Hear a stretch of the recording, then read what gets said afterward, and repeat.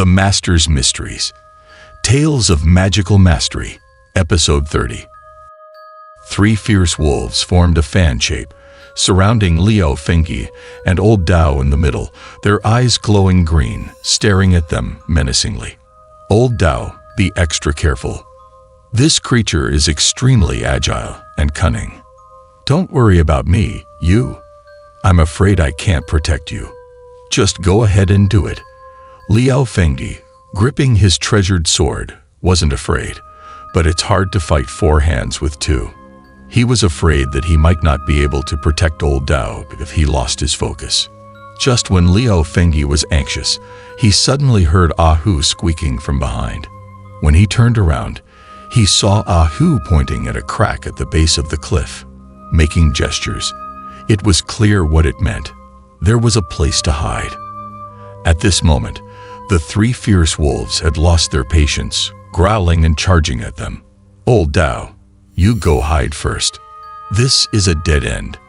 Liao Fengyi really didn't want to hide in the small dark hole again, fearing another accident, but there was no other way at this moment.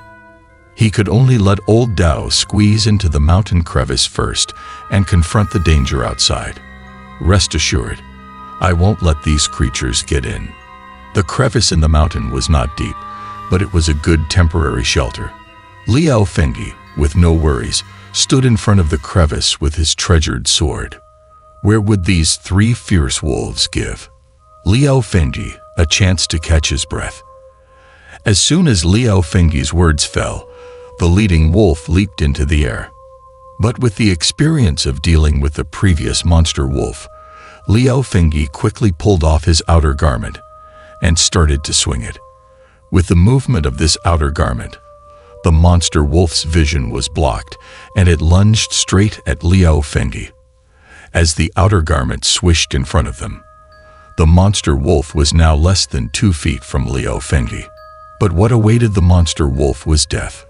Liao Fengyi, with a swing of his treasured sword, immediately chopped off the entire head of the wolf. With one swing of the sword, the head of the monster wolf was cut off, which also deterred the other two fierce wolves. They circled around Liao Fengyi, constantly growling but not rushing up. It's not that they were afraid, but these monster wolves were exceptionally cunning. At this moment, they attacked Liao Fengyi from the left and right as if they had agreed upon it. Liao Fengyi knew that these monster wolves were trying to attack him from both sides. He cursed in his heart. Without waiting for the fierce wolf to pounce, he proactively attacked one of them. He swung his outer garment to block its vision, and then the treasured sword in his other hand quickly swung out. With this slash, the head of that fierce wolf was immediately cut off and flung away. At this moment, there was a gust of fishy wind at the back of Liao Fengyi's head. Even without looking back, he could guess. Sure enough, another fierce wolf had pounced on his back. At this point, it was too late to turn around.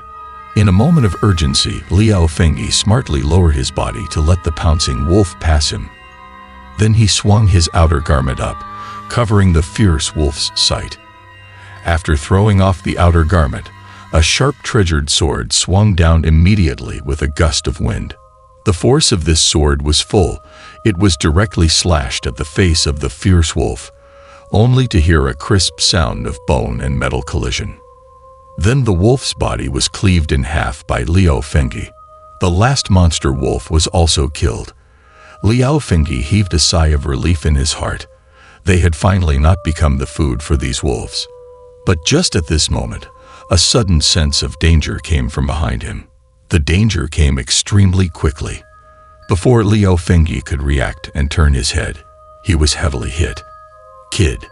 This sudden hit not only caught Liao Fengyi off guard, but it also scared Old Dao and Ahu, who had been watching the battle from behind. Luckily, Liao Fengyi was a capable person. When he felt the dangerous aura approaching, he hurriedly held his treasured sword behind him. But because the attack from behind was too strong, his body was abruptly thrown forward. At this time, Liao Fengyi realized that the person attacking him from behind was the man who had controlled the monster wolves. He jumped down from the cliff and directly attacked his back, but he didn't see any weapons in his hands. What was it that attacked him? Liao Fengyi didn't have time to take a closer look at this moment, and while his body was falling forward, he tried his best to stabilize himself. Old Dao, however, saw it clearly from the side. Turns out, one of the legs of that demon man was a huge cone for some reason. Liao Fengyi took several steps forward before stabilizing his body, and then immediately looked back.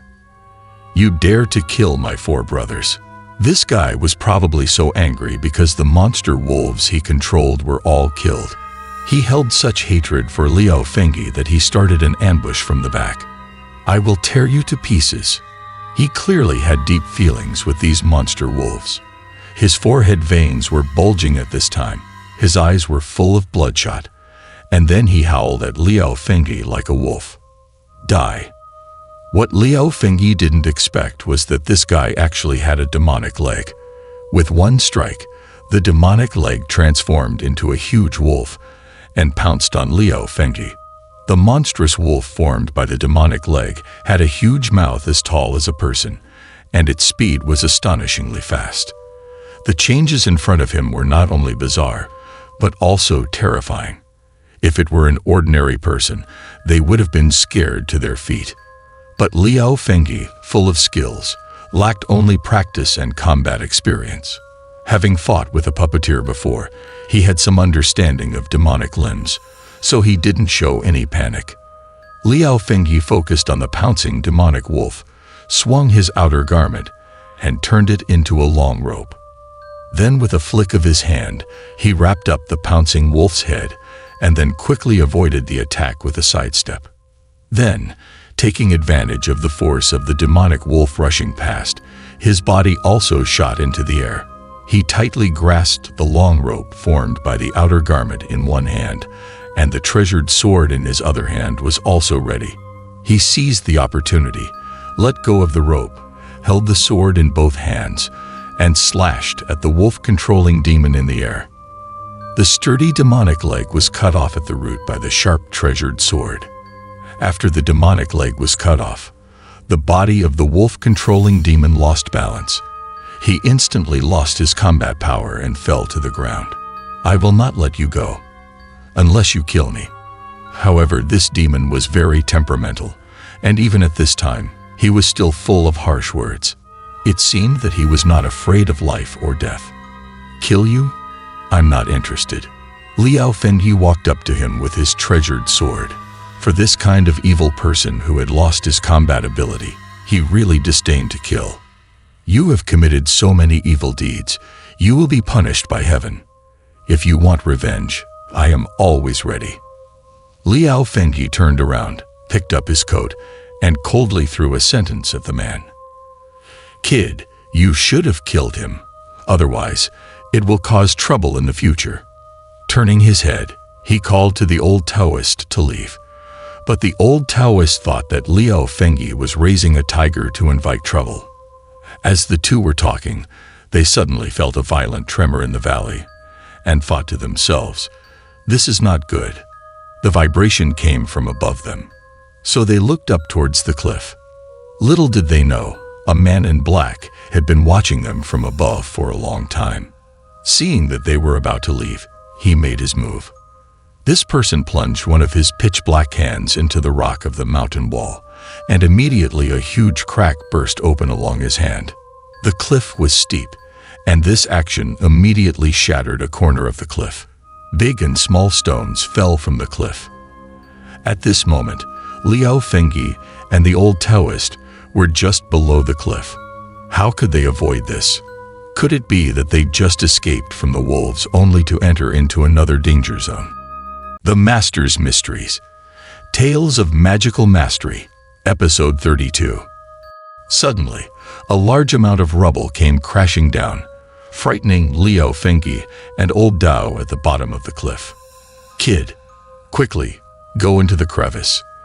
The shaking of the mountain continued, with the area of shattered rocks increasing. The falling rocks kept coming. Even if they had extraordinary abilities, they couldn't escape this area. "It's out of our control now." What should we do? Hurry up. At a critical moment, old Dao remained calm. He pulled Liao Fengyi and rushed into a small crevice where he had previously hidden.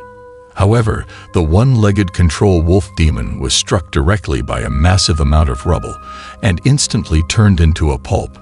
A tremendous amount of rubble fell into the bottom of the cliff, causing significant tremors that dislodged numerous rocks from the mountainside. A gigantic pile of rocks formed at the bottom.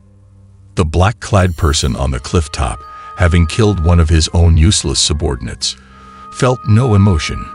In his view, those who were of no use should die. He believed that the three people had been buried by the rubble, and chuckled sinisterly. Then he turned around, the cape fluttering like a pair of enormous wings, and quickly disappeared into the darkness of the night. Let's talk about the bottom of the cliff.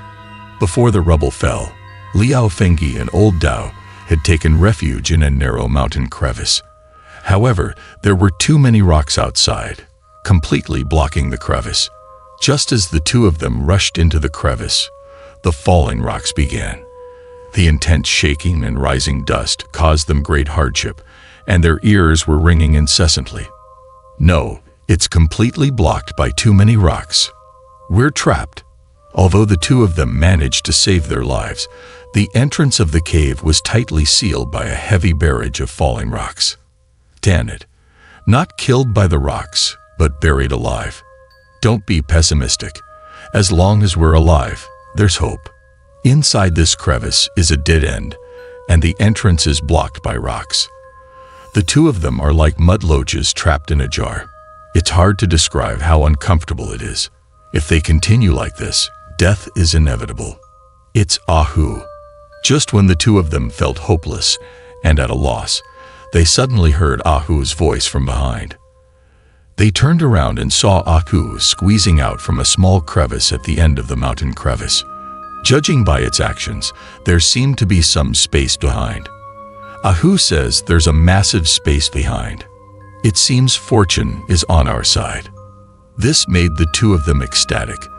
They immediately ran up to investigate and indeed found that although the end of the crevice was a dead end, it seemed to be blocked by several large rocks. So the two of them moved and carried, quickly removing some smaller rocks and revealing a large rock that was taller than a person. With a combined effort, they managed to topple the seemingly substantial boulder. It's empty behind. As the giant rock fell, a cold breeze blew, revealing a pitch-black gigantic cave. Kid, be careful. The two of them felt suffocated in the narrow crevice. At this moment, regardless of what might be in the cave, they jumped over the boulder and entered the cave. This cave seems to be naturally formed, and its depth is unknown. Similar to before, Ahu took the lead in exploring the path, with the two following closely behind. Just as they passed through a narrow crevice that only allowed one person to squeeze through sideways, Ahu suddenly let out a squeak. There's actually a dead person here. After the two crawled out of the crevice, they understood the reason behind Ahu's cry. In front of them was a massive naturally formed stone chamber, and there sat a person. However, they felt no signs of life in him. He should not be alive.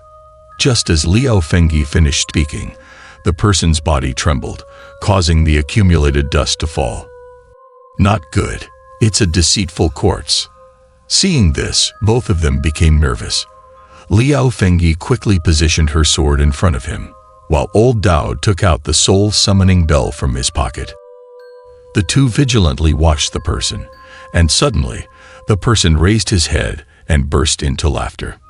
The laughter was extremely old and hoarse, as if he hadn't spoken in hundreds of years. Master, your calculations were accurate. After a few laughs, the person actually started speaking. However, his words were enigmatic, and it was difficult to understand their meaning. At this moment, the two of them also adapted to the dimness of the stone chamber and saw that he was an extremely aged old man. Who are you? Are you a demonic being from the cult of immortals? Being deep within the territory of the cult of immortals, they couldn't afford to be careless. Both of them became more alert. It doesn't matter who I am. What matters is who you are." As if he could see through everything, the old man didn't answer their question. Instead, he spoke in an incomprehensible manner. "Cut the act.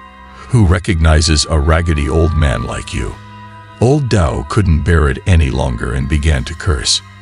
But at this moment, Liao Fengyi noticed that Ahu's behavior was somewhat strange. At this moment, Ahu lowered its body and gazed earnestly at the old man. "Old sir, I am Liao Fengyi. This is Zhang Daoist. May I ask who you are?" Liao Fengyi's heart skipped a beat. He realized that the old man was no ordinary person, or else Ahu wouldn't act this way. He quickly stopped. "Old Dao, I know both of your origins. Why don't you sit down and we can talk?" As if the old man could see through everything, without needing Liao Fengyi to say much, he let them sit down. "Sit if you want. Speak. Who are you? Your presence was foreseen by my master thousands of years ago. It seems that everything is destined." Looking around, they saw that there was no other exit in the stone chamber. Since they couldn't leave for the time being, they might as well sit down and listen to what the old man had to say. "May I ask who you are, senior? What's with all this mysteriousness? Why can't you speak plainly?" After sitting down, Liao Fengyi and old Dao couldn't wait and asked the old man about his identity. "If you want to know who I am." The old man didn't answer, but instead gave the two of them a careful glance, as if he was confirming something. "Then let me tell you a story." Slowly, he began to tell them a peculiar story. According to legend, thousands of years ago, there lived a group of people known as the Divine Clan on this Mount Funiu. An unusual celestial phenomenon occurred. These people rarely interacted with those below the mountain. They built a massive temple in the mountains and lived there, sustained by the offerings of the people. Perhaps a demon will emerge. It is said that the last generation's leader of the Divine Clan was called Wuxu Master, who was skilled in observing celestial phenomena to predict worldly matters. Indeed, in his care, numerous people of the Divine Clan lived without any unexpected incidents for generations. The unexpected incidents referred to the forbidden area that the Divine Clan had guarded for generations. It was a cave leading into the mountain. "Don't be afraid. We killed it." The legend goes that the Divine Clan's first leader led his people to eliminate the emerging demons and sealed them in the deep cave of Mount Funiu. From then on, the Divine Clan received the people's worship and suppressed the demons. As expected, as soon as they entered the cave, the two immediately saw a red figure emerge from deep within the cave. The one that emerged was the demon of the earth, a creature from the underground. According to legend, such a creature existed in an abyssal cave beneath Mount Funiu, and in ancient times, they crawled out of the cave to harm humanity. This creature fed on human flesh and blood, with a strong demonic nature. The first-generation leader of the Divine Clan led his people to exterminate the emerging demons and confine them deep within Mount Funiu's cave. From then on, the Divine Clan received worship from the people and maintained the suppression of the demons. "Brother, be careful." As they had been fighting the demons for many years, the two of them knew that even if only a piece of the demon's body remained, it would gradually regenerate. Following ancestral traditions, they collected the remains of the demon's body piece by piece. Then, using a special ignition material passed down through generations, they ignited the remains of the demon's body. This demon was genuinely afraid of sunlight. It quickly burned into ashes, never to recover. The demon was dismembered and reduced to fragments in just a few blows. The severed limbs scattered all over the place. "Is everything gathered?" "Don't worry, I've searched carefully." However, due to their years of fighting against the demons, the two knew that even if only a small piece of the demon remained, it would gradually regenerate. Following their ancestral teachings, they collected the remains piece by piece. Then, using a special ignition material passed down through generations, they set the fragments of the demon's body on fire. This demon is particularly afraid of sunlight. It quickly burned into charred remains and will not be able to regenerate. This kind of incident has occurred countless times throughout the centuries. The two elders, Yu Zhu and Yu Lei, did not pay much attention to it. Little did they know that despite no accidents occurring for centuries, this time they were careless, or perhaps fate intervened. The small piece of the demon's body was either deliberately or accidentally crushed into this crevice, going unnoticed by the two elders. After burning the demon's body, the two elders returned to guard the entrance of the cave and did not check it again. This allowed the small piece of the demon's body to escape. From that moment, countless calamities unfolded. Since then, a tiny crack remained in the cave. One fragment of the demon's body, whether intentionally or accidentally, fell into it, evading the two elders' notice. The Master's Mysteries, Tales of Magical Mastery, Episode 33. At the foot of Funia Mountain, the secluded location made it seem like an idyllic paradise away from the world. The people lived peaceful and content lives. One evening, as the villagers were preparing to pack up their farming tools and head home, they saw a person approaching them. "Lida, it's already dark. Why are you going up the mountain?"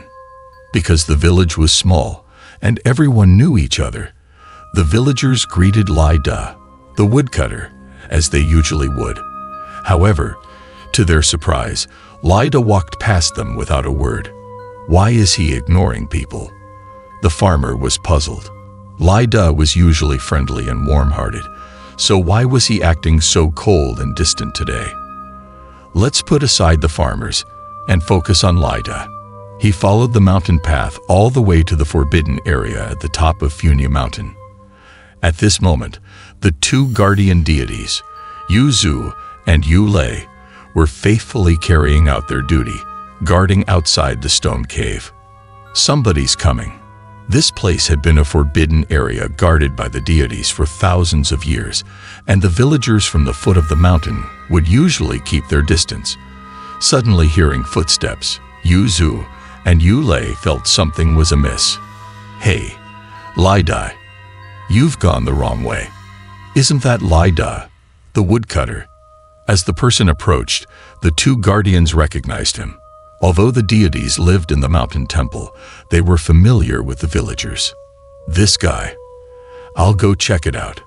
Normally, Lida would show great respect when encountering the deities, but this time, he not only entered the forbidden area, but also ignored the words of the two guardians. "Lida, don't put me in a difficult position."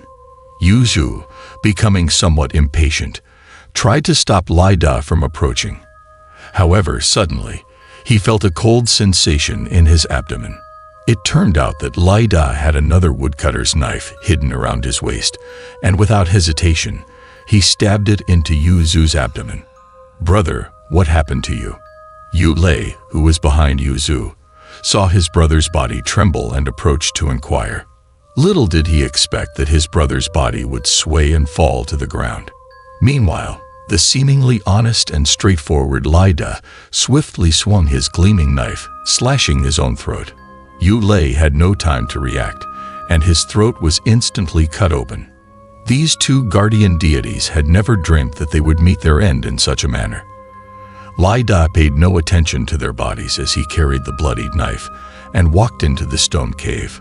Let's skip ahead to the meditation room of the Venerable Wuxu. He was in deep meditation when suddenly he felt a sense of inexplicable unease. He hurriedly rushed out of the meditation room to observe the celestial phenomena. But as soon as he looked up, his face changed. The sky was dim, with the evil star shining brightly. Since assuming the position of clan leader, Wuxu had never witnessed such an eerie celestial phenomenon. "Everyone, gather quickly into the forbidden area." Knowing that the earth demon was about to emerge, he immediately gathered his disciples and headed towards the forbidden area to investigate. Wuxu couldn't afford to be complacent and led all his disciples to the forbidden area. However, to their surprise, they found the lifeless bodies of Yu Zhu and Yu Lei outside the forbidden area. They sensed that something was terribly wrong. Everyone became more anxious and hurriedly rushed into the stone cave, heading towards the depths of the cave. "Master, look." However, as they entered the cave and saw what lay inside, everyone was stunned. At the end of the stone cave was an abandoned grand hall, a forbidden place that no one was allowed to approach. Yet there stood a figure. "Who are you?" As they observed the person's actions, everyone's hearts grew cold. The person cut open their own palm, and blood splattered on the surrounding walls. On the walls above the grand hall, 9 stone symbols were carved on the blue stones, forming a great array to suppress the earth demon. But now, the symbols were stained with blood, instantly losing their effect. "Why did you destroy the array? What is your relationship with the earth demon? Quickly, tell us who you are."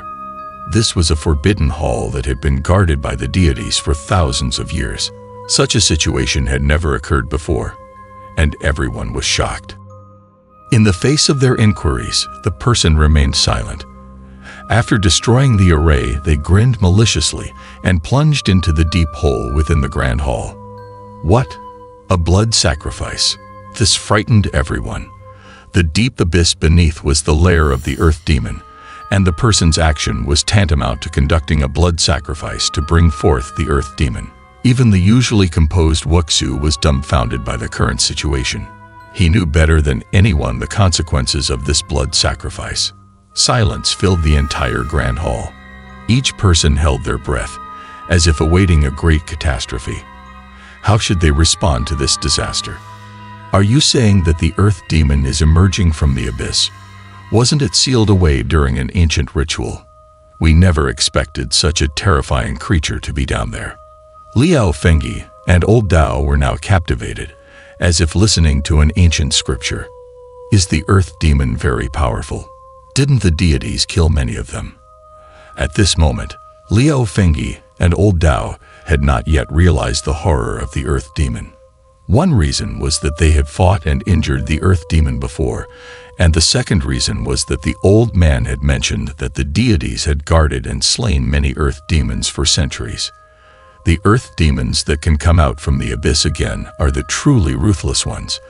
The suppression array in the abyss is stronger against more powerful earth demons. It is the weaker ones that have a chance to crawl out without feeling the suppression of the array. As the array was broken, everyone understood that any earth demon emerging from now on would be a formidable opponent. With the array broken, everyone realized that the earth demons emerging would be formidable adversaries. Sure enough, as soon as the array was shattered, a cacophony of noises echoed from the depths of the abyss.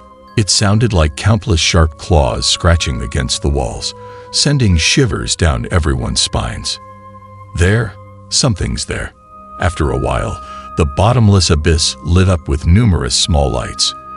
Without saying a word, everyone knew those were the eyes of countless earth demons, gleaming with eerie red light. The earth demons are coming up. Something is coming up. It would be false to say that they were not afraid. The cold aura emanating from the depths of the abyss constantly stimulated their nerves. Everyone remained calm. Strangely enough, it was Wuxu, the venerable one, who appeared extremely composed. He knew he was the backbone of the group, and if he were to panic, the consequences would be unimaginable. We, the Divine Clan, have been responsible for the well-being of the people for thousands of years. Even in death, we cannot let the earth demons emerge and harm humanity. 1,000 days of preparation for one decisive battle. Even if it means death, we cannot allow the earth demons to bring havoc into the world. With the imminent emergence of the earth demons, just releasing one of them would cause immeasurable harm. Everyone followed Wuxu to the edge of the abyss, ready to defend against the incoming threat. Suddenly, a massive amount of white miasma billowed up from the abyss, causing everyone's heads to spin. They instinctively took a few steps back, but their focus remained sharp, their eyes fixed on the abyss. Indeed, not long after, a figure became visible within the dissipating miasma, a ferocious-looking earth demon. Its eyes glowed red, and a pungent stench emanated from its body. In no time, the miasma dissipated further, revealing several earth demons' forms. No one dared to count, but it seemed there were dozens of them. These earth demons seemed highly sensitive to the aura of humans. As soon as they emerged, their eyes glowing red, they locked onto the humans and began to encircle them. A foul, demonic energy enveloped the group. Soon, several sharp cries rang out as some of the earth demons charged toward Wuxu and the 6 guardians. Reveal the divine weapons, slay the demons, and protect the world. Defend the righteous path. Yes, upon Wuxu's command, the guardians drew their divine weapons. These were specifically forged by the divine clan to counter the earth demons. Even the sword left behind by Master Poi, old Dao's father, was one of the divine weapons. With a determination to risk their lives and years of cultivation, coupled with the divine weapons in their hands, the group fearlessly rushed towards the earth demons. Not to mention the capabilities of the guardians, they quickly dispatched several earth demons, as if cutting melons and vegetables. With their confidence bolstered, the guardians became even more resolute. It appeared that the earth demons were not as formidable as they had imagined. They put all their strength into cutting down the earth demons. As the clan leader, Wuxu possessed formidable power. With a raised hand, a powerful force gathered in his palm. With a loud shout directed at the earth demons, a dazzling golden light burst forth, and Wuxu's mighty power shattered several earth demons into pieces. Wuxu continued his onslaught, his strikes causing numerous earth demons to explode into fragments.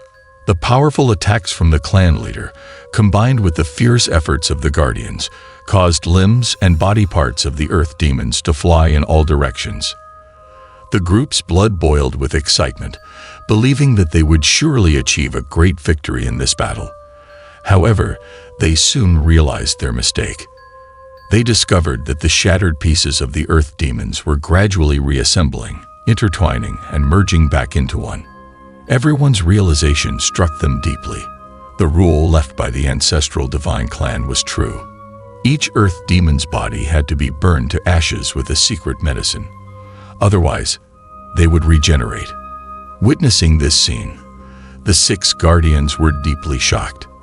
The shattered earth demon fragments had all returned to their original forms. At that moment, everyone understood. They could never overcome these terrifying earth demons. The old man sighed deeply as he reached this point, his eyes filled with despair. At this moment, Liao Fengyi and old Dao were captivated by the story, their palms sweaty as they empathized with the divine clan. The Master's Mysteries.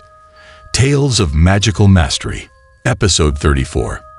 In the previous chapter, we were discussing how the earth demons that were shattered by the people in the temple gradually recovered, just as the ancestors had predicted.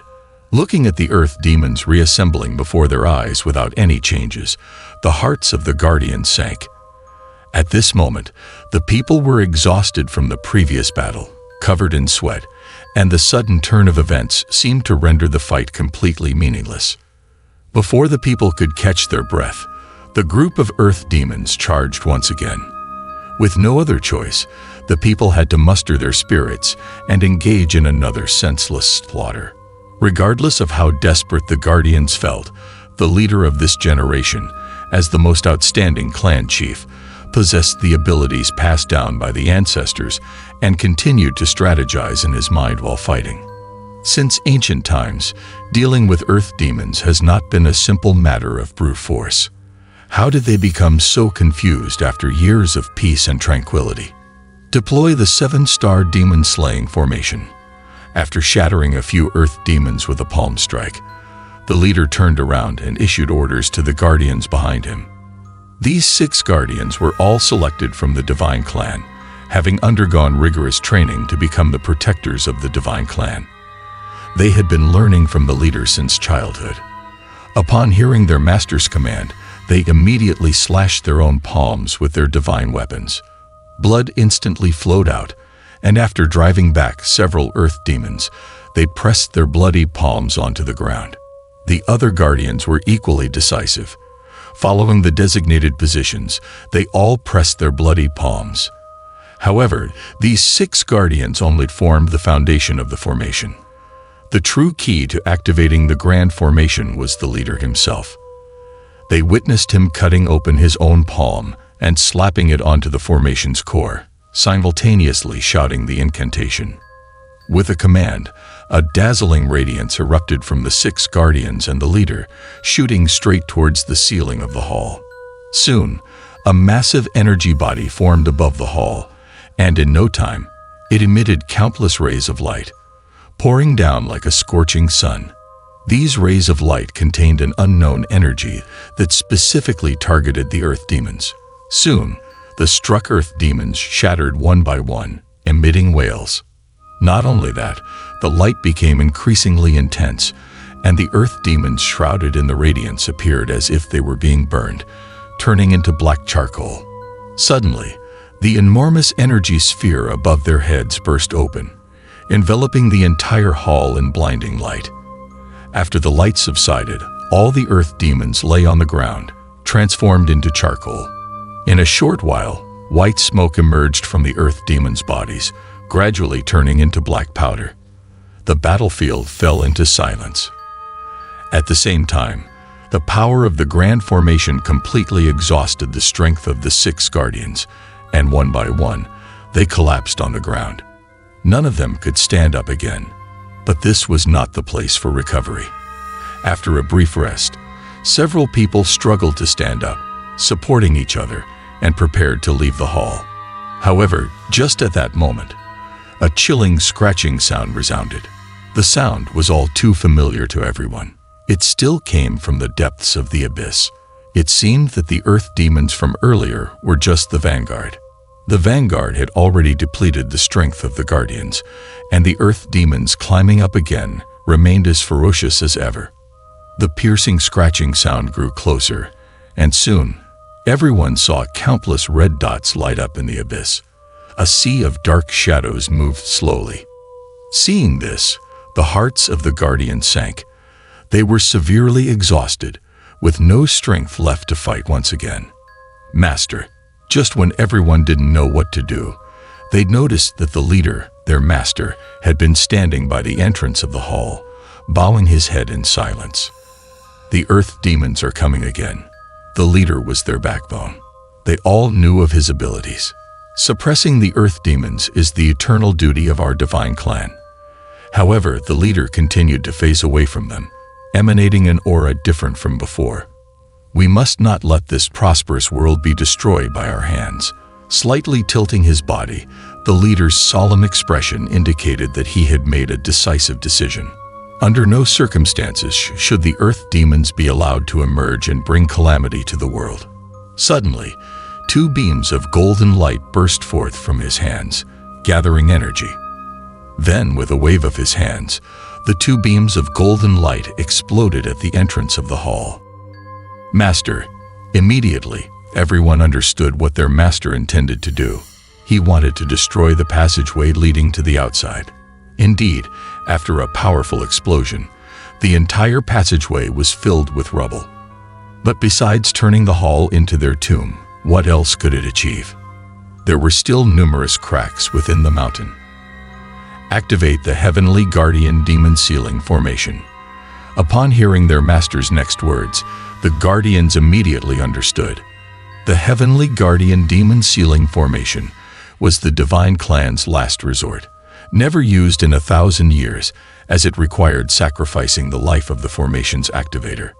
Since the day they became guardians, the 6 of them had pledged that if the formation needed to be activated one day, they would willingly sacrifice their lives.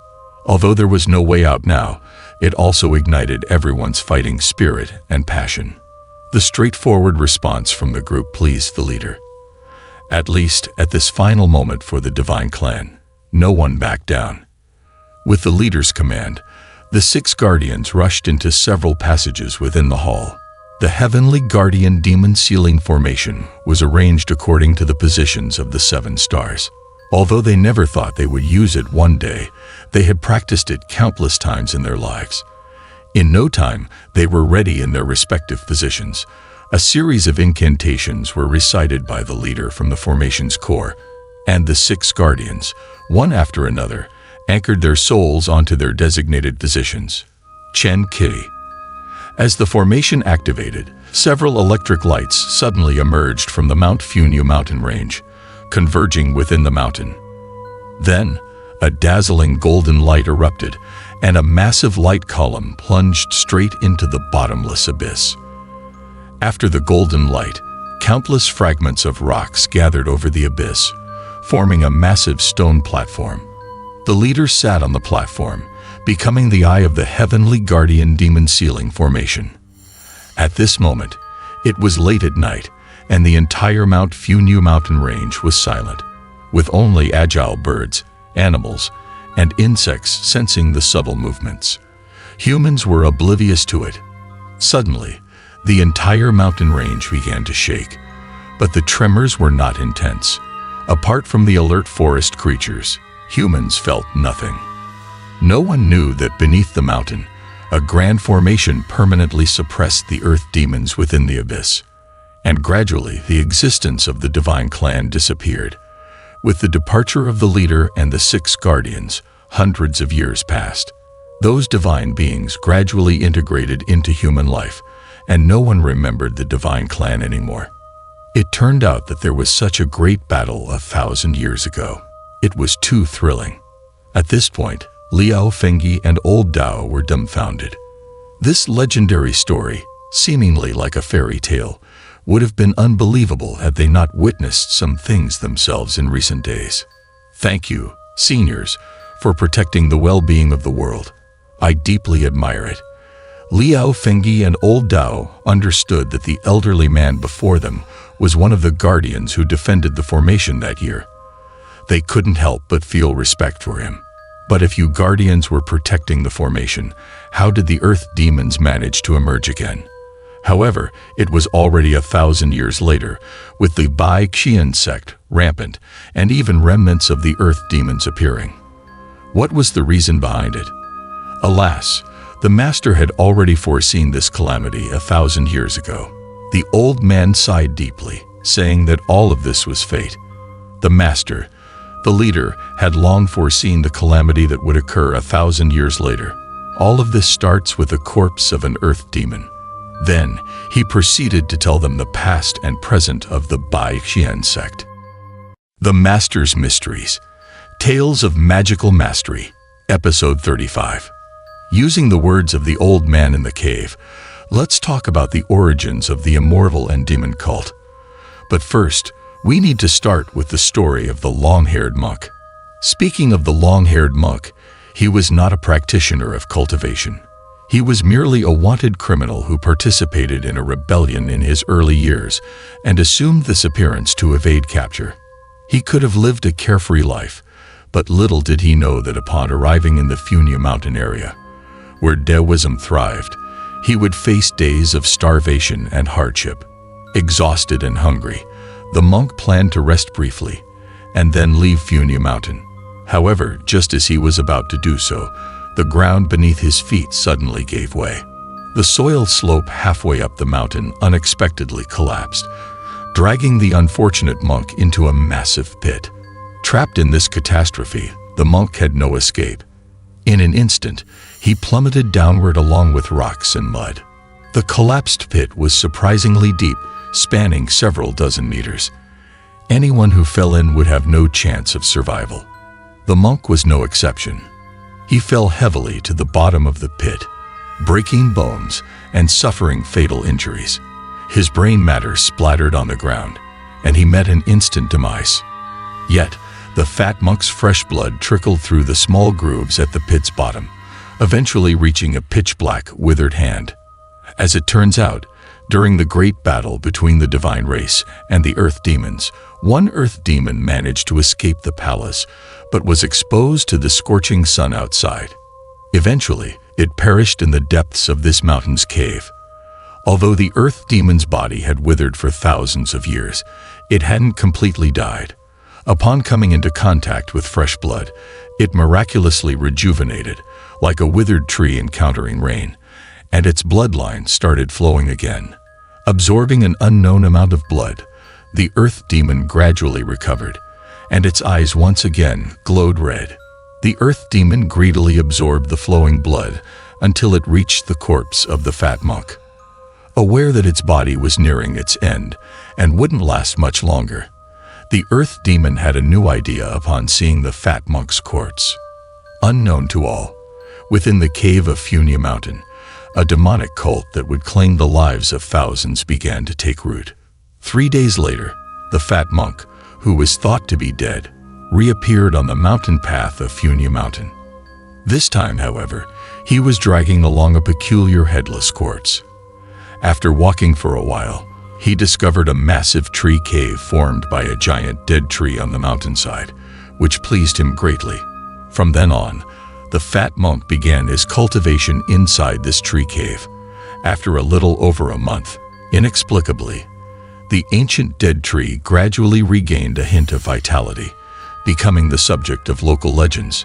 Already dead, with blood drained, he looked like an outsider who had entered the mountain. One day, the fat monk observed several mountain villagers gathered on the mountain road near the tree cave, engaged in a lively discussion. It turned out that the villagers had discovered a dead body, which seemed to be that of a deserter who had fled into the mountains. Judging by the wounds on the body, it appeared the person had suffered severe injuries before seeking refuge here, eventually dying. "I can bring him back to life. How is that possible? Are you crazy?" As the crowd debated, the fat monk approached and claimed he could revive the dead body. However, his words were regarded as the ramblings of a madman. How could a person who had already died be resurrected? He picked up the corpse. "What are you planning to do? Ignore him. He's probably just a lunatic." Despite everyone's skepticism, the fat monk paid no attention and carried the corpse into his cultivation tree cave. "May the compassion of Buddha and boundless Dharma power manifest in me, for I am the embodiment of Buddha in the human world." Following this, the events left the villagers dumbfounded as the dead body truly stood before them, alive and well. May the immeasurable divine Buddha guide all sentient beings. The fat monk's transformation astonished the people, and the news spread rapidly. In no time, hundreds of people gathered, coming to pay their respects daily. As fate would have it, at that time, a powerful earthquake shook the entire Funia mountain area. The entire mountain range trembled violently. This earthquake not only caused many houses in Funia town at the foot of the mountain to collapse, resulting in hundreds of deaths, but it also produced a thunderous roar within Funia mountain. Following the deafening sound, a section of the mountain suddenly split open, forming a massive canyon. After the mountain split, people discovered a seated corpse deep within the crevice.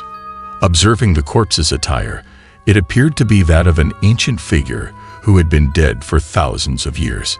Yet the body had not decayed but remained vivid and lifelike, with flowing hair resembling a true immortal. At this moment, the fat monk, accompanied by the revived deserter he had saved, arrived at the entrance of the ancient corpse's cave. Judging from his demeanor, it seemed that the appearance of this ancient corpse was in line with the fat monk's intentions. Indeed, the fat monk proclaimed this to be the remains of an ancient earth immortal. He claimed that with sincere hearts, they could resurrect him and ascend together to become immortals and attain the Tao. This attracted even more people, with tens of thousands coming to worship the earth immortal. However, the behavior of the fat monk, now the cult's leader, became increasingly peculiar. He ordered his followers to throw all the deceased from their homes into the deep pit beneath the earth immortal's stone platform, claiming it was to nourish the immortals. Additionally, a palace for the cult was constructed around the earth immortal's body and the deep abyss. Every month, the fat monk selected dozens of people from the cult to individually worship the earth immortal. He would give these chosen followers a strange red pill, claiming that it would allow them to establish a connection with the earth immortal's will. Let me clarify. These pills were made from a special hallucinogenic herb, mixed with powder from the earth demon's desiccated corpse. Once consumed, these pills would induce a peculiar hallucinogenic state in the followers. In this state, their desires seemed to materialize, and they experienced a heightened sense of enjoyment. Through these pills, the followers would claim to have encountered the Earth Immortal, who took them on tours of the underworld. They described horrifying monsters, scorching heat, and bone-chilling cold. Everyone has sins. That is the place where one goes after death, and only devout followers who join the immortal cult can escape the sea of suffering and enter the Western Pure Land. Only the ancient Earth Immortal can help everyone ascend to the Western Pure Land. After years of cultivation, the demonic aura beneath the abyss had become extremely powerful, while the heavens' wrath array's power had gradually diminished. Chosen ones, ready to become immortals. It was not difficult to understand that after 10 days of consuming the pills, these people would become like possessed individuals, willingly jumping into the abyss to follow the Earth Immortal and ascend to heaven. The bodies thrown in and the immortals who jumped in were all feeding the Earth Demon. This was done to increase the demonic aura beneath the abyss. The old man had foreseen this calamity thousands of years ago. If it continued, the Earth Demon would resurface. Through many years of operation by the immortal cult, the demonic aura beneath the abyss had become extremely strong. However, the power of the Heaven's Wrath Array had weakened. But wasn't the Heaven's Wrath Array established to suppress demons? Yes, but because of the excessive number of consumed corpses, the demonic aura had surged, and Liao Fengyi and Old Dao understood. However, they couldn't comprehend why the Heaven's Wrath Array, with all its 7 foundations intact, would weaken like this. This is also bestowed by the leader of the Bifurcation sect. The old man sighed deeply and continued speaking. Originally, besides throwing corpses and using living beings to sacrifice and strengthen the demonic energy in the abyss, the leader of the sect also attached a god-slaying symbol to the corpses of those who did not need to ascend, to suppress the power of the array's eye. Your appearance has already been foreseen by the master thousands of years ago. At this moment, as the array is gradually weakening, the Earth Demon is about to be born. In this critical moment, Liao Fengyi and the broken old Tao accidentally entered this stone cave and encountered the guardians of the divine race inside. Everything is fate, and it now depends on you both. All this may seem like coincidences, but in the words of the old man, it is fate that works in mysterious ways. Hearing the old man's words, Liao Fengyi and the broken old Tao exchanged glances. They had long decided to exterminate the Bifurcation sect, but the current situation was indeed not optimistic. Senior, rest assured, even if we have to fight our way out, we'll continue. We are willing to take the mission. However, they will not give up just because of numerous obstacles. The actions of the Bifurcation sect are truly infuriating. There's no time. The demonic energy has already reached its peak. However, the old man said that if they rely solely on the two of them to attack the Bifurcation sect step by step, they definitely won't make it in time. The demonic energy in the abyss is surging, and the Earth Demon is about to be born. Then what should we do? It's not easy to break in. This left the two of them in a panic. They had only managed to defeat 3 out of the 5 guardians of the Bifurcation sect and almost lost their lives several times. They hadn't even entered the sect's underground palace yet. Don't worry. I will lend you a helping hand. At this moment, the old man's body suddenly emitted a burst of golden light, and a powerful force also emanated from him. What are you trying to do? Remove the god-slaying symbol from the master's body, and the array will be activated once again. Permanently seal the exit of the abyss. The Master's Mysteries. Tales of Magical Mastery. Episode 36. Senior, we were just talking about the old man in the cave, who claimed to help Liao Fengyi and Old Dao break the divine slaughter symbols on the Supreme Being's body, and then reactivate the Grand Formation to suppress the Earth Demon. I can feel it. One of you is a descendant of the divine race. Then, a strong energy suddenly erupted from the old man's body, and when the golden light shone brightly, this power gradually gathered in his hands. In the hidden will of the heavens, this is the mission of our divine race. The power kept gathering, and it was unbelievable that an old man who had sat in the cave for thousands of years, neither human nor corpse, would possess such terrible powers. I entrust everything to you. Suddenly, a captivating brilliance shot out from the old man's eyes. Then he shouted loudly, and that powerful force instantly struck. Liao Fengyi and old Dao felt a powerful force brushing past them, carrying a fierce wind and rushing toward their backs. This force hit the stone wall behind the two, and the power was truly terrifying, creating several cracks on the wall. In the blink of an eye, the cracks kept expanding, and half of the stone wall was shattered, with debris falling and dust flying. After the debris fell, a dark stone cave big enough for two people to pass through was revealed, and it was unclear where it led to.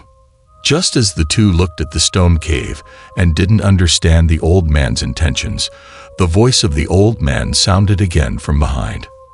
Then a powerful force surged behind them, and a strong gust of wind pushed the two into the stone cave. Such is the will of heaven. Watching the figures of the two, the old man sighed again. Liao Fengyi and old Dao were pushed into the cave, and their bodies ran uncontrollably in the mountain cave, completely out of their control. This cave seemed endless, and the two felt like they had run out a distance of meters, yet they couldn't see the end. The force from behind continued to push them forward. Leaving aside Liao Fengyi and old Dao running in the cave, let's go back to the main hall of the Paixian sect. Today, the Paixian sect surprisingly didn't hold any worship activities. The entire hall only had the sect master and the black-robed people accompanying him. 1,000 creatures have been thrown into the abyss, and the demonic energy is flourishing. At this moment, the two were looking at the abyss with excitement. The terrestrial demons are about to emerge. They had already sensed the surge of demonic energy in the abyss, and the grand formation had become very weak, unable to suppress the demons below any longer. That fat abbot was right. At this moment, a pair of red eyes gradually lit up in the abyss. Shortly after, scratching sounds came from the darkness, and several demons emerged from the shadows. More red lights shone from the abyss, and the scratching sounds intensified, making people's scalps tingle. At this moment, the sect master of the Paixian sect's eyes also lit up, staring excitedly at the abyss. All terrestrial demons, the world's lowly dogs, will become our feast. Suddenly, he stretched out his arms, roared loudly, and looked like a demon leader. Just as he was shouting loudly with excitement, a loud noise came from one side of the main hall. The two turned to look and found that a huge hole had been blasted through the side wall of the main hall. In the dust raised by the explosion, two figures appeared. Leave it to you. In fact, Liao Fengyi and old Dao had already planned it in advance. If they encountered obstacles, they would continue to move forward. And if old Dao was also blocked, they would release Ahu to take advantage of his agility and catch the enemy off guard. At this moment, the two rushed out of the stone cave. While the sect master of the Paixian sect was still in shock, they rushed toward the corpse of Wu Xu, intending to remove the divine slaughter symbol. No, their target is the corpse immortal. Everything happened so quickly, catching everyone off guard. But the black-robed man's response was not slow. Just as the two were about to approach the ancient corpse, he shot out. Liao Fengyi noticed a claw coming at him from the side. The claw came down, and Liao Fengyi quickly stabilized his body, avoiding the attack. At this point, Liao Fengyi also became fierce. He held the divine weapon left by his master, old Dao, and slashed down. The black-robed man's movements were agile and flexible. He evaded the attack with a sidestep, and the two engaged in a battle inside the cave, evenly matched. However, this also delayed Liao Fengyi, and prevented him from seizing the opportunity. Dao Master, it's up to you. Although Liao Fengyi was entangled by the black-robed man, he was still paying attention to the situation on old Dao's side. As he thought of stepping back to help, he shouted to old Dao, asking him to go ahead and remove the divine slaughter symbol. Don't worry. Old Dao was full of tricks and didn't need Liao Fengyi's reminder. He rushed out of the stone cave without stopping and headed straight for the stone platform where the ancient corpse was sitting. At this moment, the obese sect master of the Paixian sect noticed that old Dao was approaching the stone platform, and his complexion changed. He angrily roared. Trying to succeed, old Dao, who was approaching the stone platform, saw the sect master getting close and was about to stop him. Unexpectedly, the sect master's neck suddenly extended. Damn, it's a monster. Old Dao turned his head and saw an ugly head protruding from the sect master, resembling a long snake. His chubby body flew up due to the elongated neck, which scared him, and he immediately exclaimed. However, at this moment, the two were not the same as they were when they first entered the Funia mountain. They were determined, and old Dao gritted his teeth. Lowering his body, he charged toward the sect master. Dao Master, how are you? Although Liao Fengyi was entangled by the black-robed man, he had been paying attention to old Dao's situation. Just as he was about to step back to help, the black-robed man suddenly tore off his black robe. Then he swayed his body, unexpectedly revealing a pair of wings. I hope you can handle yourself. Liao Fengyi warily watched the black-robed man in front of him, who, after removing his robe, revealed a demonic body like that of a demon. Before Liao Fengyi could recover from the shock, the man had already launched an attack. In a flash, a black shadow flashed, and a sharp claw aimed at him. Liao Fengyi quickly sidestepped, and the sharp claw barely grazed his nose. As the claw missed, another claw quickly came forward, and Liao Fengyi's evasion was slightly slow, resulting in a cut on his arm. On the other hand, old Dao had broken through the sect master's obstruction, but as he turned to charge up the stone platform, the sect master wouldn't give him a chance and lunged at him from behind. You damn monster. Old Dao twisted his body and looked at the head that resembled a snake, which had extended from the sect master. However, old Dao wasn't concerned about that right now. He reached into his robe and took out his magical artifact, the soul-capturing bell, shaking it toward the sect master. What would the soul-capturing bell be effective against the demon-possessed fat abbot? Old Dao wasn't sure, but the situation was urgent, and he had to give it a try. Before he knew it, the sound of the divine artifact had an effect on the demonized sect master. His legs stumbled, and he fell to the ground. Seeing that he succeeded, old Dao felt extremely happy, but he also knew that it wasn't the time to dawdle. He took the opportunity to run, rushing toward the stone platform where the ancient corpse was. However, the sect master was still a demon, and the sound of the soul-capturing bell only had limited effects. In a flash, he regained his senses and pounced on old Dao again from behind. This pounce was too quick, and old Dao couldn't evade in time. He felt a powerful force coming from behind, and he was pushed down to the ground. Ahu! The obese sect master pressed old Dao to the ground, but old Dao struggled to reach out, shouting Ahu's name. As soon as old Dao shouted, Ahu, who had been hiding in his sleeve, emerged in a flash. It's up to you. In fact, Liao Fengyi and old Dao had already planned it. If they encountered obstacles, they would continue forward. If old Dao was also blocked, they would release Ahu to take advantage of his small size and agility to catch the enemy off guard. Unexpectedly, this tactic worked. The sudden change caught everyone off guard, and everyone stared nervously at Ahu. The entire hall fell silent, and one could hear a pin drop, because Ahu had successfully jumped onto the ancient corpse. The Master's Mysteries, Tales of Magical Mastery, Episode 37. We were just talking about the critical moment when the demonic creature was about to be born. Suddenly, Liao Fengyi and Old Dao appeared and fought against the leader of the Bai Qian sect and the Black Robe Guardian. Due to the opponent's quick reaction, they couldn't find an opportunity to approach Master Wuxu's courts. Fortunately, the two of them had made careful arrangements beforehand. Liao Fengyi and Old Dao attracted the enemy's attention, allowing Ahu to take action unexpectedly. Ahu was extremely clever and knew that they couldn't delay. He immediately bid onto the Butcher God Talisman on Master Wuxu's courts. Then he swung his head, tearing the paper talisman off. According to the old man in the cave, as long as the Butcher God Talisman was removed, the Grand Array could be activated again to suppress the demonic creatures. We've described the details, but in reality, Ahu's actions happened in a split second.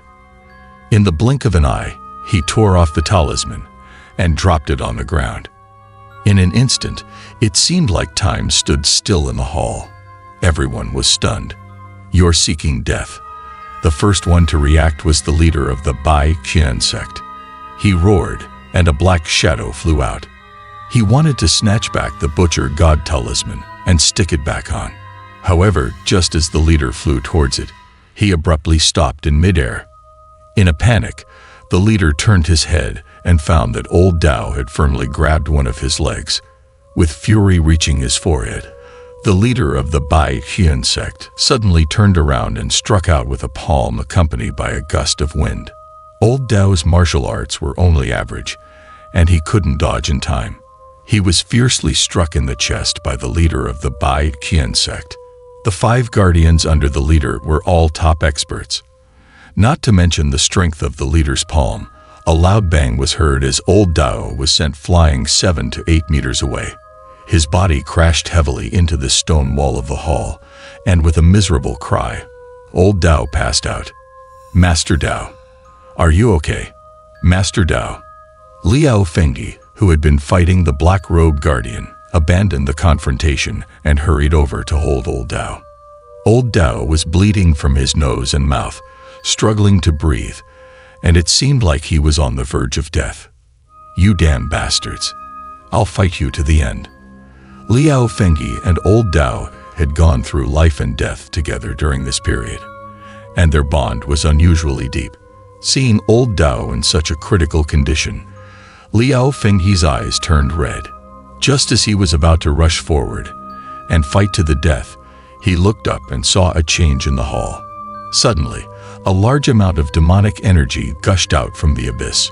Before long, numerous blood-red figures appeared in the dense fog. Surprisingly, several demonic creatures crawled up from the ground. Ha ha ha! The demonic creatures are born. As the demonic creatures kept crawling up, the lifeless body of Master Wuxu showed no signs of change. This made the leader of the Bai Qian sect and the Black Robe Guardian ecstatic. From now on, only our demonic race is supreme, and I am the Demon King. Especially the leader, he was so excited that he lost his senses. Demon King. Just as he was excited, suddenly, the entire hall trembled, and a powerful force emanated from Master Wuxu's body. The body of Master Wuxu, with the Butcher God Talisman removed, suddenly emitted a myriad of golden lights. Suddenly, a more intense and dazzling golden light shot out from Master Wuxu's eyes, directly toward the abyss. This golden light seemed to contain incredible power. As soon as the demonic creatures touched it, they let out sharp screams and were burned to ashes. The demons they had summoned with great effort were quickly decimated. The leader of the Bai Qian sect, in a rage, wanted to rush forward, but the shaking of the entire hall became even more intense. Frequent showers of debris fell from the top of the underground palace. It looked like the hall was on the verge of collapse. "No one can stop me, you bastards." The leader of the Bai Qian sect became even more furious. He had spent a whole 5 years, sacrificing countless lives, to finally achieve his great goal. How could he fail at this crucial moment? He roared loudly, waved his palm, and a powerful gust of wind rushed toward Master Wuxu. He knew that at this moment, the only hope was to destroy this quartz. However, perhaps everything was destined. Just then, a massive boulder fell from the top of the underground palace, accurately hitting him. The sudden arrival of the boulder caught him off guard, and in an instant, he was knocked down to the ground by the falling rocks. The leader was smashed into a pancake with no chance of survival.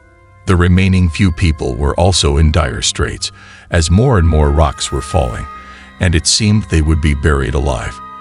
Let's go back to the person on the stone platform. At this moment, the golden light emanating from Master Wuxu's body was getting stronger and stronger. Within the golden light, Master Wuxu seemed to come back to life. He started chanting incomprehensible spells. During the low chanting of the spell, Master Wuxu's hands gradually lifted, and a powerful force could be felt gathering in his palms. The immense power slowly converged to the center of Master Wuxu's chest. Even without the fully gathered force, the aura emanating from him put immense pressure on Liao Fengyi and the black-robed guardian. Squeak, squeak. Suddenly, Liao Fengyi heard Ahu's cry behind him. It turned out that Ahu was frantically reminding him to leave the underground hall. Liao Fengyi finally reacted. If they didn't leave now, they would be buried alive. Carrying old Dao on his back, he didn't care which exit was safe and quickly chose a nearby cave to enter. After entering the cave, Liao Fengyi continued running without stopping, but he couldn't help but glance back at the hall. He saw the black-robed guardian spread his wings and fly into the air.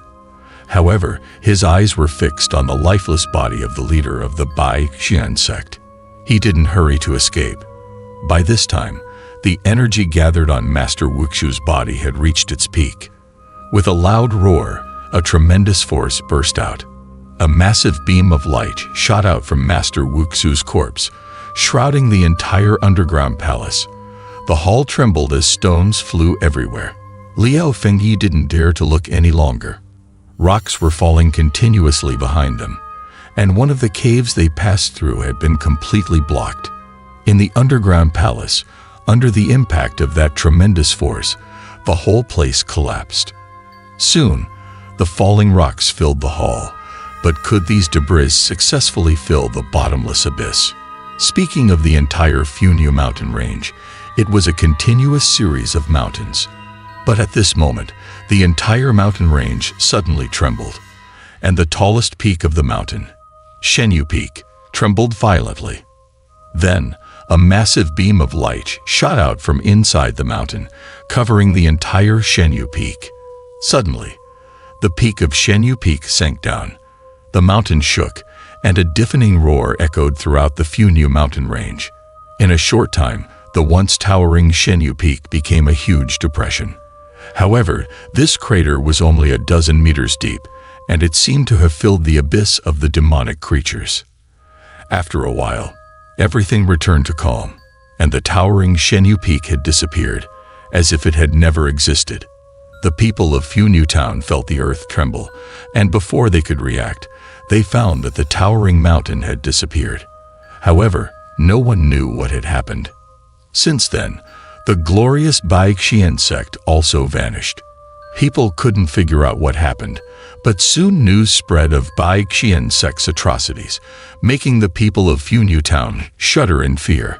At this moment, a figure suddenly flashed out in the darkness of the night, and he was holding a human head in his arms. Let's set up the context here. This person would later cause Liao Fengyi endless trouble, nearly taking his life several times. Although the Bai Qian sect had been buried beneath Shenyu Peak, there were still some remnants that escaped. For example, the ancient fine demon, who could control vegetation, stayed behind and later caused the deaths of several people. However, someone with a little skill took care of him and became a savior to this place, eradicating the evil, and was hailed as a hero by everyone. But that is a story for another time. The Master's Mysteries, Tales of Magical Mastery, Episode 38. Mount Funyu has numerous caves inside its mountain body, intricate, and complex. Even a powerful golden immortal would find it difficult to come out alive. Liu Feng has been carrying the unconscious old Dao on his back, and he has been walking inside for a whole day and night, yet he hasn't found any way out. Liu Feng's physical condition is truly impressive. Since entering Mount Funyu, he hasn't had proper food and rest, and he has faced one battle after another.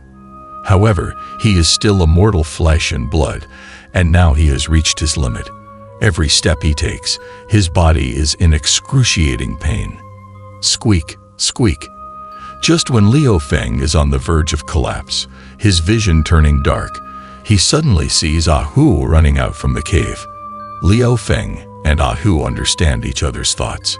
Seeing Hu's excited appearance, Liu Feng knows he must have found the way out. His spirits are lifted. People are like this. Even when they reach their limit, they can muster more strength when they see hope. Following Hu's lead, Liu Feng quickens his pace. Let's talk about the long-absent Xiao Sha. Since Liu Feng and Old Dao joined the immortal sect, he hasn't been idle either. He cleaned up a few ruined houses from the fire and built a small house. Xiao Sha knows that restoring the Iron Bull sect with his own power is like a drop in the ocean. Nevertheless, he grits his teeth and perseveres. One day, while working on a beam, he suddenly hears a noise behind him. Xiao Sha turns around and sees the lid of the vegetable cellar, where 3 of them took shelter during the fire, being pushed open from the inside. As Xiao Sha wonders, he sees figures appearing. Liu Feng and Old Dao climb out from inside. This catches Xiao Sha completely off guard. He can't believe that the vegetable cellar leads to a natural cave. Unexpectedly, it has become the lifeline for Liu Feng and Old Dao. Liu, senior brother. It might be fate. Xiao Sha takes a long time to react to the situation. Xiao Sha. As soon as Liu Feng utters these words, his exhausted spirit relaxes. He hadn't expected this exit to be the Iron Bull sect. When he sees his companions again, Liu Feng's perseverance falters. Liu, what happened to you? Liu, brother. Liu Feng's last memory is of Xiao Sha anxiously rushing over. What's going on with you all? Liu, brother. When Liu Feng hears Xiao Sha's calls, he finally collapses and falls to the ground. What should we do? Liu, brother. Liu Feng's final conscious moment is Xiao Sha's worried face rushing towards him. And then he knew nothing more. When Liu Feng regains consciousness, he finds himself in a void space. His body feels light, and Liu Feng stands up and looks around. Everything is pitch black. He wonders if he is dead, but then a familiar, ethereal, and old voice calls out his name. Master. It's his master. Liu Feng hears the voice and is surprised. Feng Yai, single-handedly defeating the demon cult and suppressing the earth demons. Liu Feng raises his head and sees his master sitting cross-legged in the void, none other than the master he has been seeking desperately, rescuing the common people and performing heroic deeds. Truly remarkable. Of course, Liu Feng knows his master is mocking him. He used to think he was exceptional in both martial arts and magic, that there were very few opponents in the world who could match him. However, after experiencing the events of the immortal sect, the demon cult, and the ancient divine techniques, his worldview has been completely subverted. I was too arrogant, master. I was wrong. I am truly too weak. Liu Feng admits his mistakes and expresses his newfound humility. You are doing well. You are not as reckless as before. Unexpectedly, his master does not reprimand him but praises him instead. Master, where can I find you? I miss you so much. With tears in his eyes, Liu Feng confesses that he has been searching for his master without success. Haha, no need for that. It's not the right time yet. But his master advises him not to seek him out for the time being. Feng Yi, head to Liubai. It's a sacred land of immortals. It should be suitable for you and Hu. His master points him in a new direction, and Liu Feng's heart stirs. There's a whole new world waiting for you there. His master's words resonate with Liu Feng, who has realized the importance of having a divine spirit like Ahu to assist him. Remember, don't be affected by mundane thoughts. Everything in the world is interconnected. There are no barriers between human path, immortal path, demon path, and divine path. Although Liu Feng and Ahu can communicate with each other smoothly, he still feels a barrier that he can't break through. Master, you're leaving. Master. With these parting words, his master disappears again. Liu Feng shouts in desperation, "Master, Master." But as he calls, Liu Feng feels a weight in his body, realizing he has suddenly sat up from the bed. He just realizes that everything before was a dream. Whether the part about his master telling him to go to Liu Bei is true or false, he doesn't know how to decide. Young one, you've awakened. Liu brother. Just as Liu Feng is still dazed, the door is pushed open. It turns out to be old Dao and Chou Sha, coming to check on him after hearing his shouts. Liu brother, do you feel better? You slept for 3 days and nights. Liu Feng is surprised that he has been lying in bed for several days, while old Dao, who was on the verge of death, is now lively and well. Old Dao, can you slow down? Nobody's snatching the food with you. Liu Feng eats heartily after Xiao Shi sets a table full of food. After eating, he soon falls asleep again. Until the next morning, Liu Feng feels like he has come back to life. He gets up and sits at the door, chatting with old Dao. Young one, what's next? I don't know either. I dreamed that Master asked me to go to Liu Bei, but I can't figure out what to do. When talking about the future, Liu Feng doesn't conceal anything and shares the dream he had while half asleep. I think it's a good idea. I've heard that Liu Bei is known for shamanism and is proficient in both martial arts and magic. It's just right for you and Ahu. Old Dao, who has been through a lot, agrees that Liu Feng should go to Liu Bei. Well then, I'll go and take a look. Old Dao, what about you? I'll stay here. I need to rebuild Iron Bull Sect. It hadn't crossed Liu Feng's mind that he'd agree so easily, but seeing him determined to stay, Liu Feng decides to head to Liu Bei. Yeah, I guess I'll go to Liu Bei, where they practice immortal arts. It's perfect for you and Ahu. And don't worry, it's not like I'm poor. I don't recall telling you that. As he lays out his plans, Liu Feng suddenly hears old Dao mentioning something about a Zhu Zhuai, ancestral residence.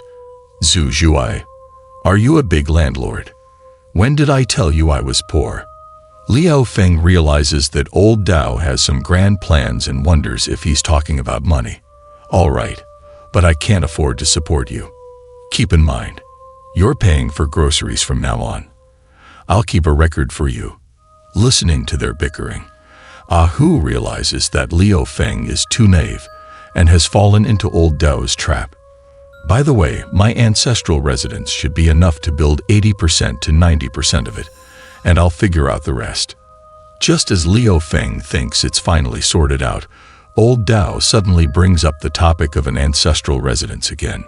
What? Your ancestral residence? Are you a big landowner? When did I say I was poor? It seems like every time old Dao talks about it, the story gets bigger. Master, if you knew, you'd be heartbroken. You treated me with great kindness. As Liu Feng listens, he finds himself really happy for old Dao. He has found a new purpose in life, while Liu Feng is still lost in the fog. I might have to sell my ancestral residence. After all, my family's protector is gone. From the conversation, it seems that old Dao's ancestral residence is a substantial property, and Liu Feng starts to wonder if he can really rebuild Iron Bull Sect with that money. But how can selling it be enough to build something like that? Obviously, the ancestral residence is a house, not something to eat or drink. Just saying that might not solve all the problems. These discussions make Liu Feng realize that money alone might not be enough to buy a house. Feng Yi, it's not easy. This matter isn't easy to accomplish. Hearing old Dao's words, Liao Feng finally realizes the difficulty of the task. Yeah, let's figure out a solution. By the way, I just remembered, I do have money. Remember my ancestors' homes. You should help me remember that. Liao Feng decides to help old Dao solve this matter. Master, are you a big landowner or something? When did I say I was poor? And you, don't just eat. Remember to pay for the groceries. As the conversation goes on, Liao Feng learns more and more about old Dao's past. Right, let me tell you this. My family's protector is from Liu Bei. Old Dao, what did you say about a family protector? As Liao Feng listens, he suddenly realizes that old Dao mentioned a new term earlier. It sounds like it has an interesting story behind it. You've been tricking me all this time, haven't you? What nonsense. The protector is a house. How can you eat or drink it? This revelation confuses Liao Feng even more, as he discovers that old Dao has been leading him on with his words. Well, anyway, about that. I come from a very influential family. Influential family? Why didn't you tell me before? Finally, Liao Feng realizes that old Dao's family background might be much more significant than he thought. All right, I'll tell you, but it's a long story. Old Dao, tell me. As old Dao begins his tale, Liao Feng learns about a fascinating story from 30 years ago. The Master's Mysteries, Tales of Magical Mastery, Episode 39. Let me tell you about Zhang Old Dao's background and origin. Old Dao is right. The Zhang family was indeed the richest family in the whole Funyu town several decades ago. The ancestral mansion of the Zhang family was unparalleled in the town.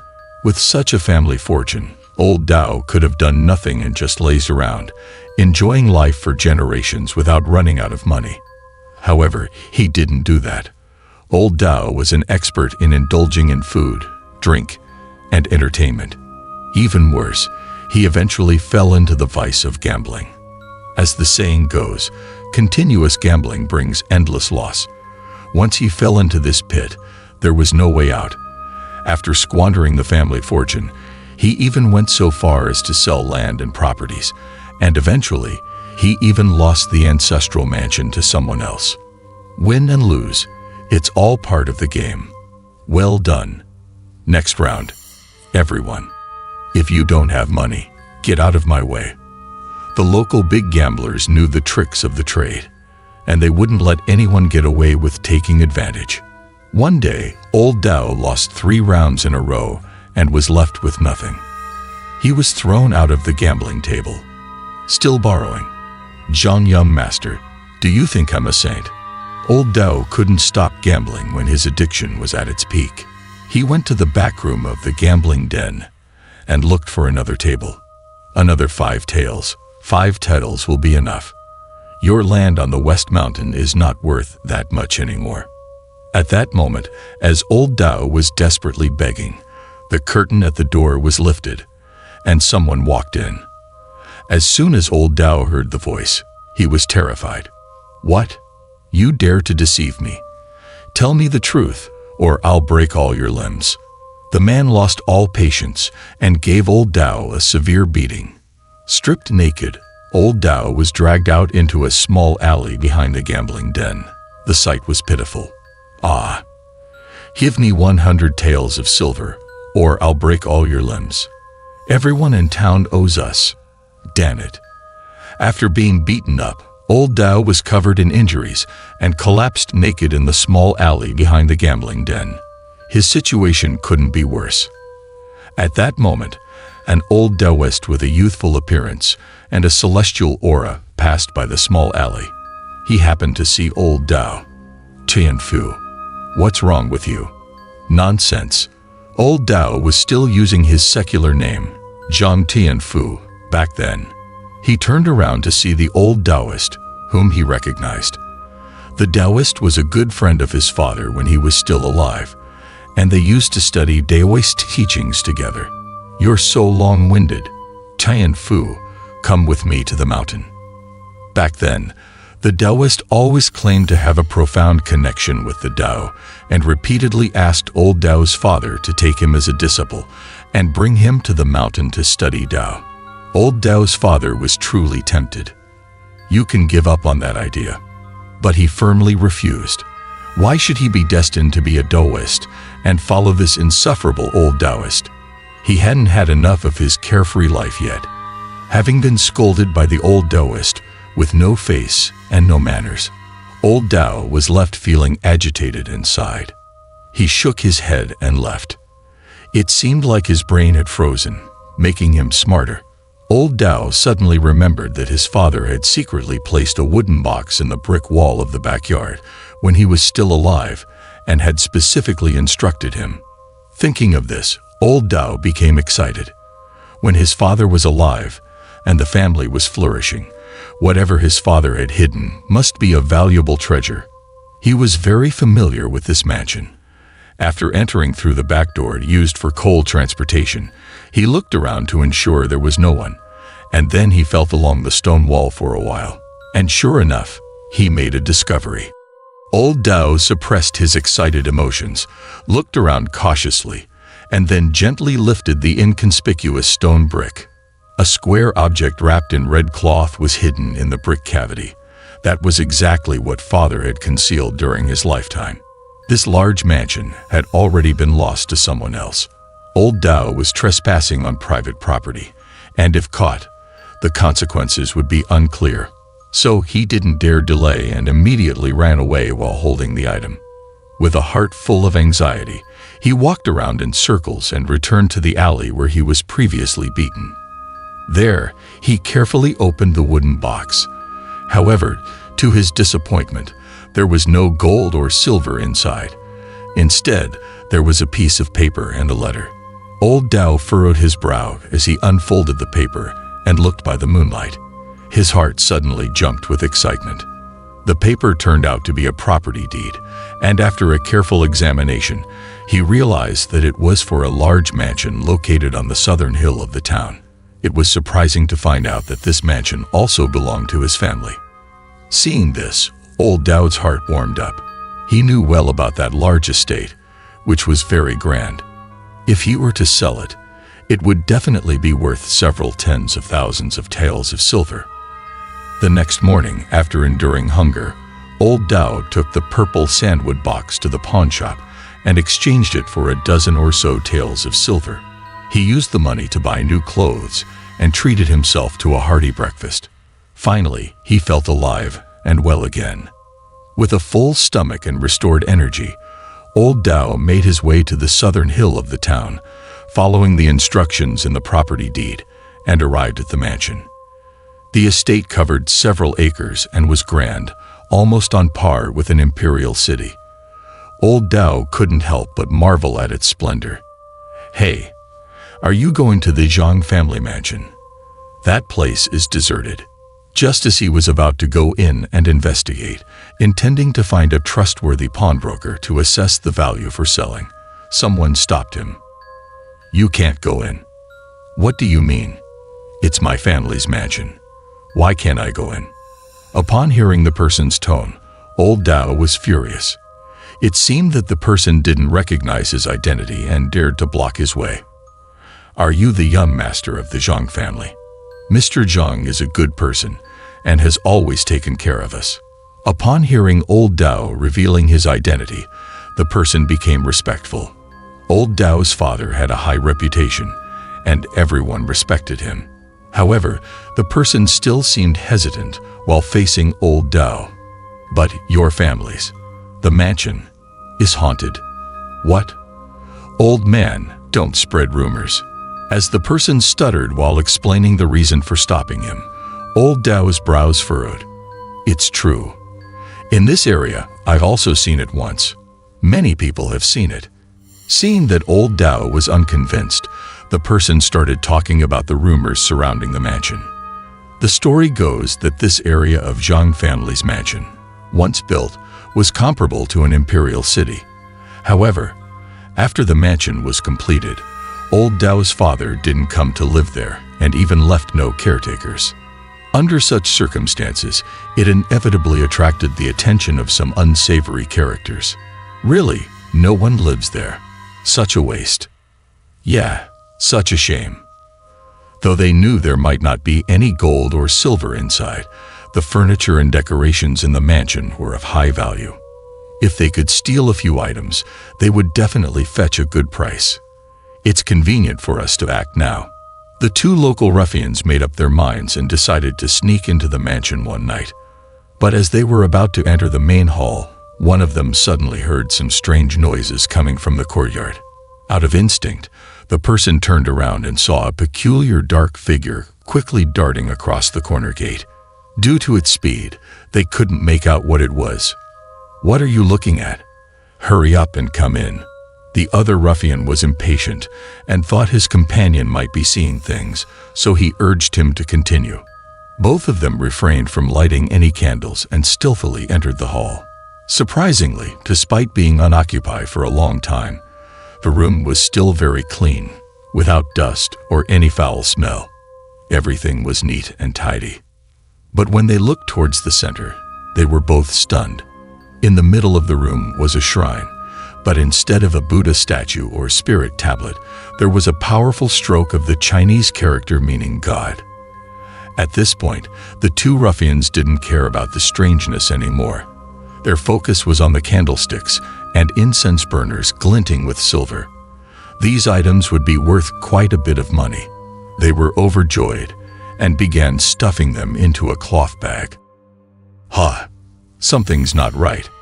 How come they don't look freshly lit? Quick, let's move quickly." One of the ruffians was about to pick up an exquisite large incense burner, but he suddenly froze as he realized something was off. Suddenly, a strange howl echoed above them, and the two ruffians were scared witless. They were so frightened that they wet their pants and found their legs trembling, unable to move. Before the two could react, the strange creature above their heads swiftly pounced down, with its terrifying, disheveled head hanging low, and its blood-red eyes coldly staring at them. Without giving the two a chance to react, the creature let out a loud roar, opened its bloodthirsty mouth wide, and charged towards them. The two ruffians had never encountered such a terrifying scene before, and they were petrified. Their pants were wet, and their legs refused to move. Then, a series of hysterical screams echoed through the Zhang family mansion. The Master's Mysteries. Tales of Magical Mastery, Episode 40.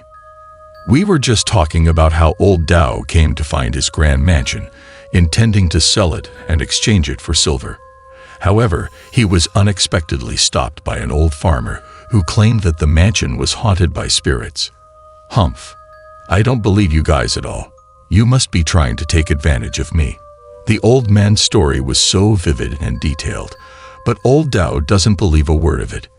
In his heart, he thinks that these people probably have some ulterior motives. He originally thought that the local farmers here might have dishonest intentions, and the things inside the mansion might have all been taken away. But to his surprise, when old Dao entered the mansion, it seemed that nothing was missing. It's quite impressive. The mansion is free of weeds, the doors and windows are orderly, and everything seems to be in perfect condition. It doesn't look like it has been abandoned for over a decade. It's more like someone cleans and tidies up daily. Old Dao wandered around the mansion with delight, thinking that such a magnificent and elegant mansion would definitely fetch a good price when sold. As the moon slowly rose to the zenith, old Dao had nowhere else to go, so he found a room and went inside. He cleared a table and laid down on it, his mind continuously calculating. If he could sell this mansion, it would definitely be enough to bet on something big and teach those arrogant people a lesson. Before long, drowsiness struck. Old Dao yawned and wanted to take a short nap, but suddenly, he felt something dripping onto his forehead. Old Dao touched it with his hand. It was sticky and had a foul smell. Subconsciously, he looked up, and the sight immediately left him stunned. At that moment, a huge dark shadow was entwined on the ceiling beams. It looked like a giant python, but this python had an evil ghost's head on top of its own, making it incredibly terrifying. In the blink of an eye, the enormous head swooped down. It's a real monster. The pungent odor that hit his face immediately startled Old Dao.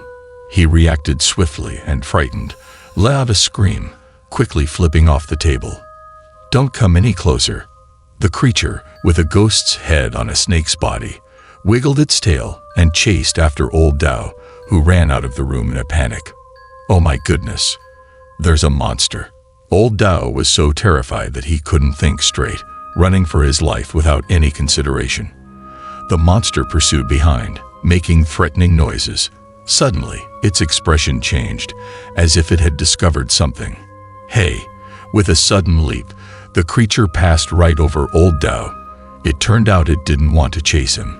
If it truly wanted to, Old Dao's flesh would have been in its belly long ago. "Wait a moment.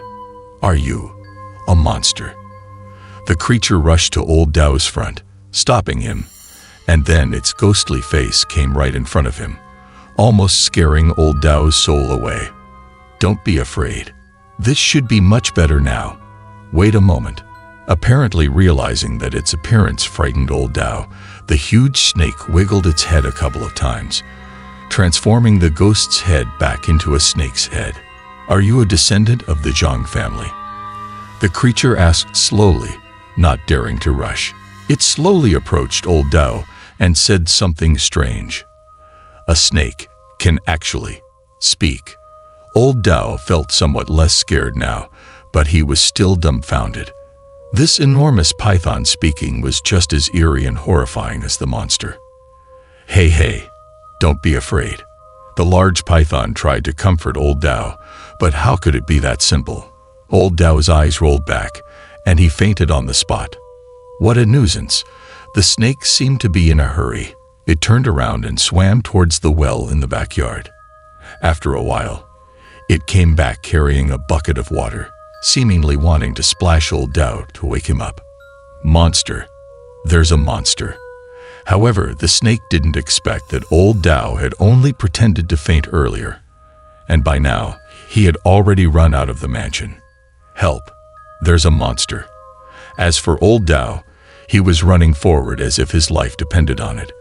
Fearing that the snake would catch up with him, he kept turning his head back to look, and unexpectedly, he bumped into someone. "Who is it? You nearly killed me." "Nubai." "No, Daoist, it's you." Although Old Dao was in pain from the collision, when he raised his head, he realized that it was the old Taoist from Iron Bull sect, the one with the big nose whom he loathed. "Daoist, immortal, bodhisattva, our house is haunted by a monster." At this point, he didn't care about his dislike for the Taoist anymore. His mansion was haunted, and it was the perfect opportunity for this old Taoist to catch the monster. He had to say something pleasing. "You're a disciple of the three pure ones, and you can't just ignore this matter. If necessary, I'll sell the house, and I'll give you some money." However, after shouting for quite a while, Old Dao noticed that the white-bearded old Taoist was just staring at him without uttering a word. "What's the matter?" Can't I sell this grand mansion?" Upon hearing that he might need to sell the mansion, the white-bearded Taoist sighed deeply. "All right, I'll go take a look." This made Old Dao a bit annoyed. Whether he sells his property or not should be his own business. What qualifications did this old man have to feel sorry for him? "Don't worry, I won't. I'm not that monster. Don't bother with your..." But at this moment, even though Old Dao felt annoyed with the old Taoist, he couldn't show it. After all, he was still hoping that the Taoist would capture the monster. "Monster, your time to die has come." With the old Taoist by his side, Old Dao's courage soared. He entered the courtyard and shouted at the giant snake, "Master, it's up to you now." However, this time, the giant python didn't charge again. Its eyes, gleaming with green light, were fixed on the two men, giving a somewhat gentle appearance. The scene was quiet for a while. The snake didn't move, and the white-bearded Taoist remained still.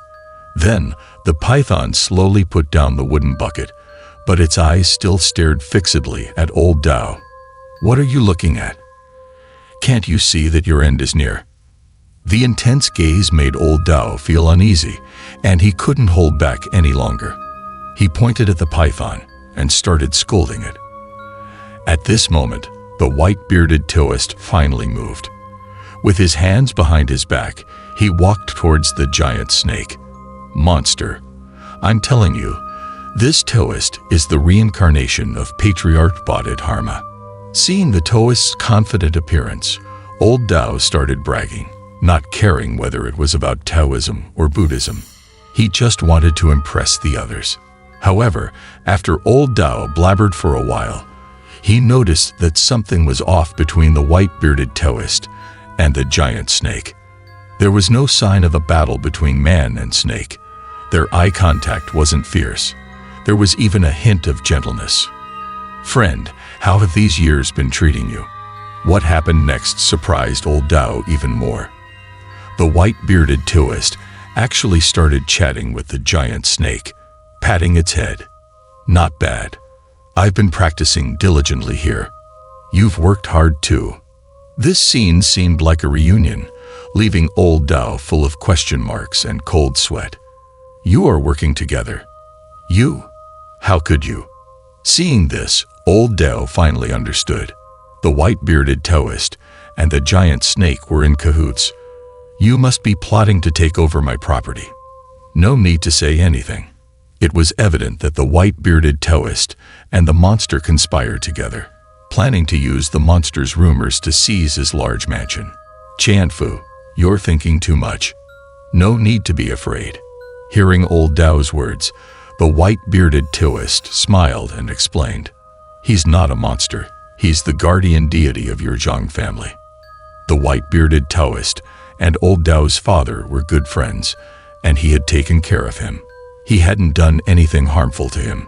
However, when old Dao heard the old Taoist mention the giant snake as the guardian deity of their Zhang family, he was taken aback. What was going on? "That's right. I am the guardian deity of your Zhang family. Entrusted by your father, it has been 20 years protecting Zhang." Hearing the words of the giant snake, old Dao seemed to understand. It appeared that he was entrusted by his own father. "I have been waiting for your appearance." His father was highly skilled in Taoism, and there were always many practitioners coming to their home. However, he never expected that his father had a friendship with a monster. "My father, is it all true? Everything you said?" Hearing this, old Dao had no choice but to believe, but the whole situation was just too shocking. It would be difficult for anyone to accept. "If you want to know the whole story, come inside with me." Apparently, the giant snake also wanted to explain in detail. It twisted its body and invited the two inside the room. With a humble offering, "You've managed this mansion quite well." Old Dao also noticed that they didn't have any ill intentions. If they really wanted to harm him, he and the other 8 of himself would have already been swallowed. In the main hall of the mansion, the giant snake skillfully used its tail to wrap around and lit 3 incense sticks. Seeing its proficiency, it seemed that it had been doing this for years. "You and your father look very similar. How? Do you know my father?" After hesitating for a moment, old Dao asked the question in his mind. "Do you remember the severe drought that occurred here 20 years ago?" The giant snake didn't beat around the bush and started telling him about the event. "Drought? It seems there was one." Unexpectedly, this discussion led back to a severe calamity that occurred in the local area several decades ago.